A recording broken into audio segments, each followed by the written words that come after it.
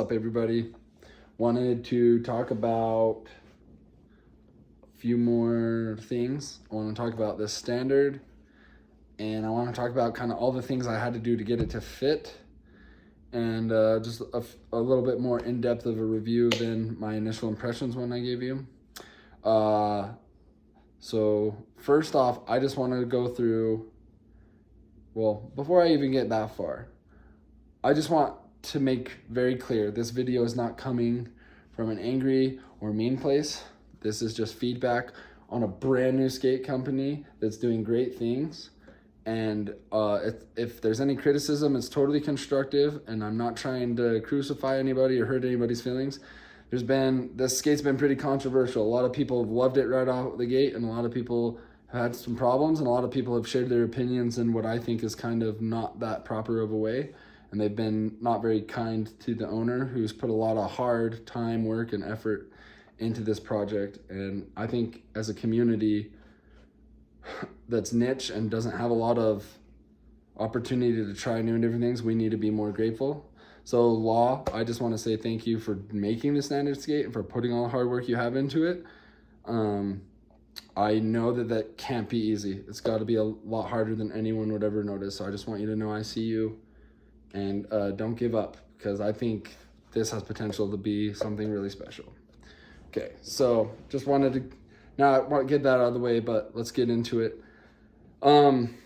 So I think some of the problems a lot of people were having, I don't think has anything to do with the designs or anything to do with the standard or the owner's fault. I think the factory has some issues with their process. Because I've tried on several of my friends' skates in both the medium, which is 8-9, and the large, which is 10-10.5. And then my own pair, I had a pair of 9s that felt a little too small on the toe. So I sold them, and then I got the 10-10.5s, and they felt totally different than my friends' 10-10.5s. And I think some of what's going on, this is just a theory, but I think maybe the factory is taking them off of the molds prematurely and stuff is shrinking, or maybe the mixture of the plastic in each different mold pour maybe varied in something, but I don't think it's the mold or the design that is at fault. I think there's something in the process that just needs to be refined and fixed. That's just a theory I have. So now let's get into it. So the first thing I did to add a little bit of forward flex and a little more comfort on the front of my ankle area was I dremeled this part of the cuff a little bit. It was more square and had plastic that came further down and all the way around like this other side. But when it overlapped, it was pushing like way down further. So I refined that so it overlaps better. And I think that, just my 2 cents, but I think if they did refine the cuff mold a little bit and gave it a little more angle like Razors or Rossies or some of the other cuffs, I think that's going to feel better for people right out of the box. The other thing I had to do, which was I did heat mold them in the oven, and I heat molded the liners, and that did help a little bit, but I was getting a crushing pain, like a rim 6th toe pain out here. So I got the heat gun, and then I bought a tool from Bont where you can kind of suction cup and push that out, and that helped, and I was able to get that to work.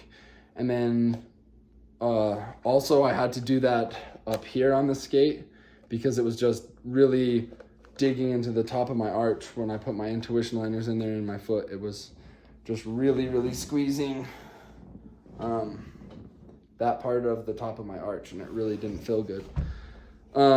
But once I put a heat gun on it, punched it out, felt a lot better. And the one other thing, comfort-wise, I had to modify was the heel back here is narrower than some of the other skates like them's. And so it's awesome because you don't get like any heel lift, which I think was the idea in the design. And it was sick for that reason, but I have kind of fat ankles. So it was kind of pinching off blood flow, or kind of pinching my Achilles, and my heels were getting, like, it felt like I was getting heel banged even when I wasn't skating or jumping off stuff. It felt like my heels were just bruising, but it was just a hot spot basically from lack of blood flow from the Achilles getting pinched. So what I did to fix that was I got a heat gun and I heated up around the heel and Achilles area, and I actually got a hockey puck, and I put the hockey puck in there and shoved it in with the butt end of a hammer, and the hockey puck was able to stretch it out just enough to give me some of that comfort, but it still had amazing heel lock, and I didn't ruin it or anything. And so for fitment, those were kind of the modifications I needed to do. And then the other modification I had to do was, and you could just go to a street ledge and groove it in, but I didn't have a street ledge at the time. So I just dremeled the backside groove just a tiny bit. The backside groove was pretty good, but I dremeled it a tiny bit, made it just a little bigger and a little deeper, and it felt good after that. But the negative backside groove, or whatever you want to call it, was like, I felt like when I would do soles or farves, it would like spit my foot out.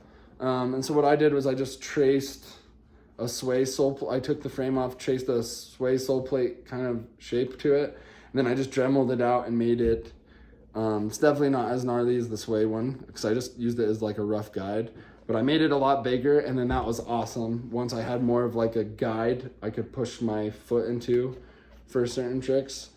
And so yeah, that was all the modifications that I had, and that's some of the input on some of the things I think that you could fix for round 2. I know that Law is an amazing businessman and an engineer and a smart person, and I know that he has people like Yandriel and Stefan Brando helping him out.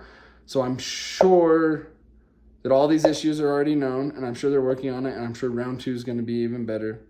But one of the things I think, because this doesn't feel like a particularly narrow skate, so one of the things I think about the like REM 6th toe sensation that has been driving a lot of people crazy is I think like the skate's wide enough, but I don't think it's like shaped for a foot. It feels kind of just like it's like a rectangle. So if your foot has like curvature to it, then it's going to shove into the side. So like most people, there's curvature on that part of the foot. It widens there a little bit. And so I think this shell just wasn't ergonomic for that, because M12s, which are known for being a pretty narrow skate, I don't get the 6th toe pain in an M12 at all, really. But if you look closely, the M12 it is a narrow boot, but it does have shape to it. So it holds, that part of your foot has somewhere to go kind of out to the side. Whereas before I modified this, it felt like it was more just a straight line. So I would encourage you guys to look at your mold and maybe think about adding some curvatures, just like a bell curve, just make it shaped a little more ergonomically. Another downfall, I would say, not on the 10.5, because it was almost just a little too long. I didn't have this problem. But is for the people who are obsessed with downsizing or getting in as close to a performance fit as possible, when you say the length of the shell, I think you're just talking about the longest point in the tippy toe to the longest point in the pointy part of the heel. And that makes sense. That's the interior shell length. But with some skates, it's kind of frustrating because the longest point isn't at the bottom of the skate where your foot is. And it kind of has curvature in the toe, and it ramps up to where the longest point is. So like in the size 9, I actually think the size 9 would fit my foot pretty good, because I'm only a 272, 273 Mondo. But my foot is it's short, but it's pretty fat and wide. And I have thick, stubby toes. And the toe box is, I won't even say that narrow, but it does shape inward. And between it shaping inward and having the inside has kind of like a ramp curvature. So instead of it being like, boom, it's squared off. That's the end of, right there is the end of the shell. There's like a curvature. So where my toe was hitting, it was kind of more on the side of my toe, but also the front of my toe, because my toe was going into the curvature of the shell. I wasn't even able to use the entire running length of the shell for what it was rated. And that was just something I noticed.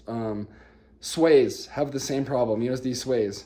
Of according to the size chart, I should be able to fit an 8/9 sway fairly well, especially with the Intuition or MyFit liner.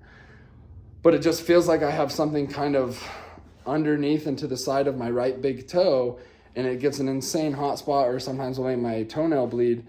And I think it's the curvature of the shell. So anyone thinking about making new shells, if you're gonna declare the running length of the inside of the shell, try to make sure that the foot can use up almost all of that running length, because if you're not accounting for curvature, then it's really not that size. I don't know if that makes sense, but that's kind of where my head is at when I think about it.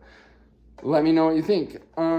But yeah, I do recommend this skate. I think it's really good. And I think we as a community need to support people who are brave enough to be bringing us new products and trying it out, because rollerblading's small and we already have limited options. And if you're a hater and you're really negative and mean about people coming out with new products, I think that that's really sad. And you ought to take a look in the mirror, because they're doing something. And if you're not doing something that's equal or better, I don't think that you should just be blatantly hating. But yeah, anyways, shout out to Law, shout out to Standard. It's a good skate. I am excited for round 2 to try that one. I'm not sure if I'm going to keep skating this a lot, because there are some uncomfortable things. When I do skate it, I generally have a good time and can do all my tricks, but I've just been really in love with one of my other skates.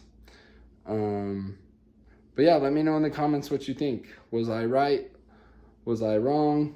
Do you think some of my ideas on how to fix it, or just some of the little tweaks I mentioned, would be worth them investigating? Let's have a conversation about it in the comments.